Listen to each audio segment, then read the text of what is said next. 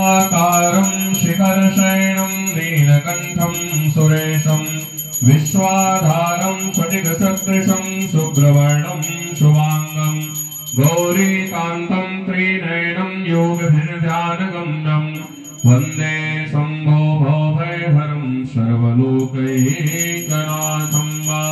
ओम शिवाय नमः।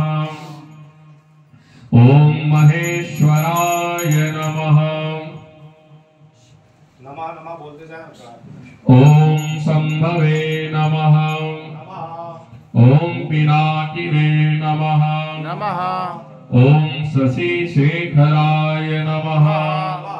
ओम वामदेवाय नमः। नमः। ओम विरूपाक्षाय नमः। नमः। ओम कपर्दिने नमः। नमः। ओम नीललोहिताय नमः। नमः। ओम शंकराय नमः। नमः। ओम शूलपाणये नमः। नमः।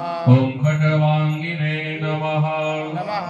ओम विष्णुवल्लभाय नमः। नमः। ओम शिपिविष्टाय नमः। नमः। ओम अंबिकानाथाय नमः। नमः।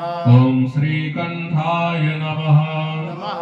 ओम भक्तवत्सलाय नमः। नमः। ओम भवाय नमः। ओम सर्वाय नमः।